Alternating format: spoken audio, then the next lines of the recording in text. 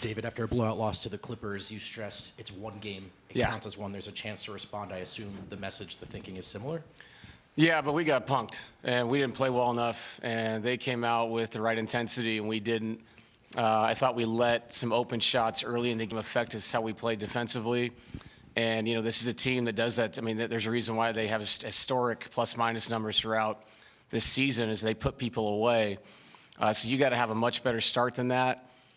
We can't come out like that kind of mentality. I'm not sitting here tonight talking about the 1-1 thing. Not tonight. We're not going to flush that. We've got to be better. We know that. That being said, it's nice to know that you got a win underneath your belt, but that's not what this is right now in the present. So we'll react the right way, like we did, in Game 3 in LA.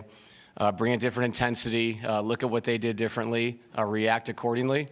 And I would expect a much better effort from our guys on Friday night in Denver. What was the most concerning part about the way you lost? Physicality. Bottom line. I thought they towed the line. I thought the game was reffed very physical. I thought we joined the party late. When you join the party late, the refs look at you as reactionary. The whistle doesn't go your way. So you can't be reactionary in these playoff games. You have to do it from the tip, from the start. We know that. I could tell in that room. The eyes looking back at me know that. That's the reality of what just happened. So we'll go back. Obviously, it's a really tough series and a really good team, but I'll say it again, you can't get punked the first 6 minutes. They set the tone. You can't get down this building. I believe it was 34-14. That's going to lead to some bad things. So going home, knowing that we can be much better is a positive. But tonight, we should not flush that. We should be thinking about that we got to get a lot better. Because you mentioned that you guys were kind of reactionary to the physicality. Yeah. Was there any thought of taking the starters out earlier when it looked like it was starting to get messy with Westbrook and Jokic? And did he foul himself out purposely? No. No. Did he thought of taking the starters out any earlier? I did not. No. I felt like those guys wanted to go back out there and play. I felt like they needed to find the rhythm of physicality. I think that they thought we were trying to junk up the game, which we weren't. We were just trying to play much harder than we did in the first half. And obviously when he fouled out, got mauled out with about a minute left. They got to sit the whole quarter. They'll get to sit tomorrow, all day Friday, and get ready for Friday night. So, no, I was not just going to sit the guys at halftime. That's not what we're doing here. We're going to try to get better and play, feel what it was out there. Yeah, it's a tough loss, but it's one. Coach, what can you guys do to kind of free Jamal a little bit? Is it a matter of, a pressure release of, letting Aaron or somebody else bring the ball up and running them off screens? Or, what can you do to get them, get Dort off of them? Yeah, I thought in Game 1, Aaron and CB took a lot of the responsibilities like you're talking about, which allows us to get hits, and free him up. We know with Dort holding and grabbing him all over the court, it's like you have to get multiple screens to give him space to play. And we talked about it at halftime. We have to get hits in the backcourt if he is the lead initiator, like you're saying. And that's part of the physical part of the game. You have to be attentive to what's happening.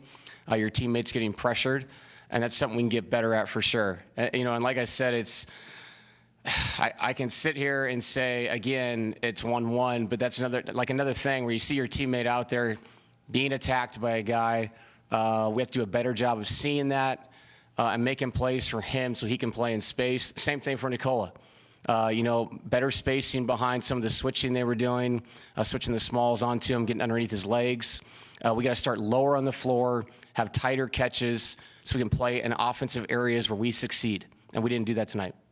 Real quick, just for clarity, you mentioned feeling like the guys wanted to go back out there and play. Is that a conversation you have with them, or is it ultimately just kind of you making that call on your own?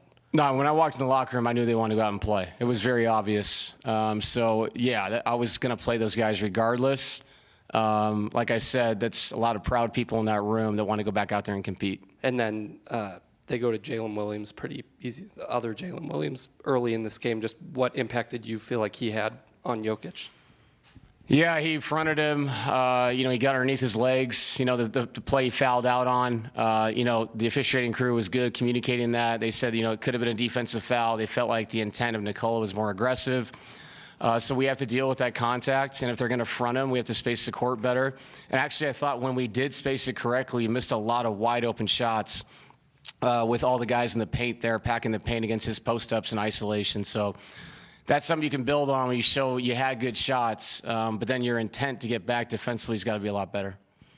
Coach, a lot was made about the experience that teams had, and that's why you're able to stay in the game one and then obviously come away with the win. So because you've been in these positions, whether you go back to the last series or last year against Minnesota, Yeah. is that experience something you can rely on too? Not that you want to get your butt kicked in the playoffs, but it happened and y'all turned the page. Yeah, and I think that the guys have always responded well to it, but just because you responded well before doesn't mean you're going to. So our whole focus as a group has to be about Game 3, yes, but what are you learning from Game 2? And as a team and each individual in that room, taking a look at yourself and saying, what can I do better?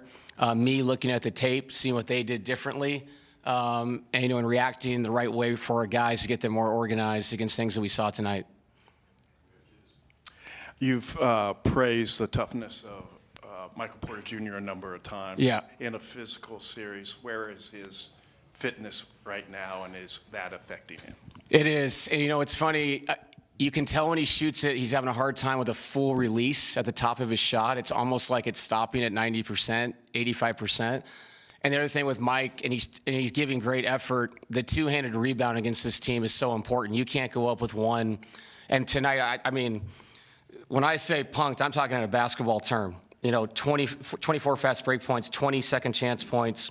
They dominated the paint, and part of that is the rebounding. And it is a team effort thing. It's not just about blocking out. It's about meeting the ball at the highest point, and he is affected that way. But again, I think it was really good. I know I'm not trying to throw a positive out there, to see the ball go in for him in the second half. That's kind of why I left him out there. I want to see if he could find a rhythm. He had a couple shots rim out. But that's such an important thing for us if they're going to double and triple and shrink the floor and all those things. Michael has to eat on that weak side. So if he can see the ball going, that's really going to help us. David, you guys survived the turnovers in game one.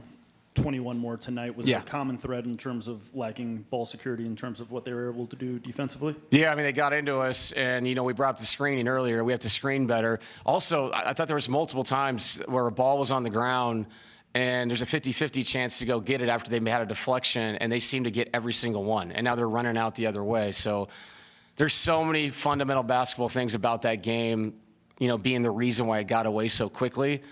And like I said, not flushing it, but then we will turn the page at some point. And when we do, and we open up that next chapter, we'll say, okay, it is 1-1, and we are playing Friday night. But in the meantime, tonight, take that personally. Everybody with this organization, take that personally, and that'll help you succeed in Game 3. Thank you.